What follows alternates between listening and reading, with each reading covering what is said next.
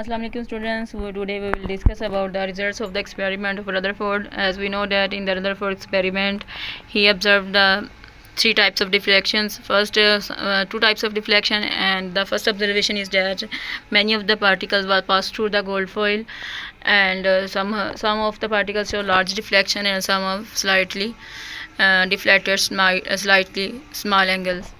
So what is the observation, and after from this observation he made the results which are given here.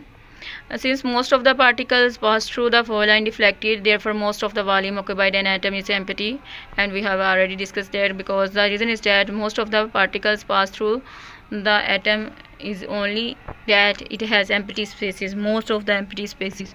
Next, the reflection of few particles proved that there is a center of positive charge in an atom, which is called nucleus of an atom, and the complete rebounds of few particles show that the nucleus is very dense and hard, and we already discussed that the complete rebouncing of few particles show that the nucleus is very dense and hard, because if the nucleus will be less hard or less dense, then they should be passed through the nucleus, but they completely rebounds, showing that the nucleus is very dense and hard.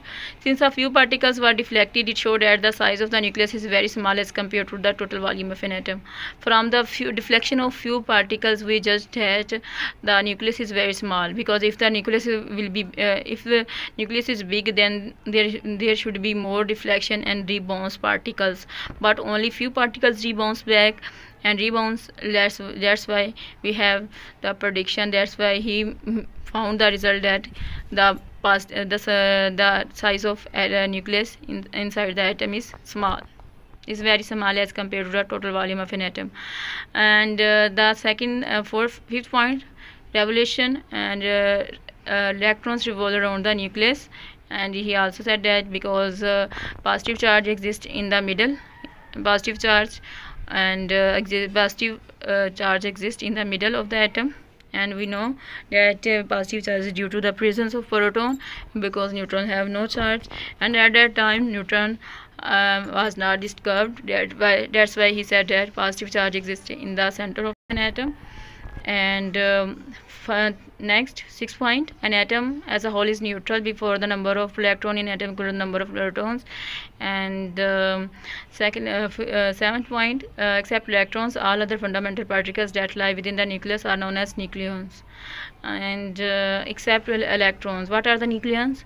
And the particles inside the nucleus are called nucleons, from the name of nucleus. Defects in the Rutherford atomic model. Although Rutherford experiment proved that Plum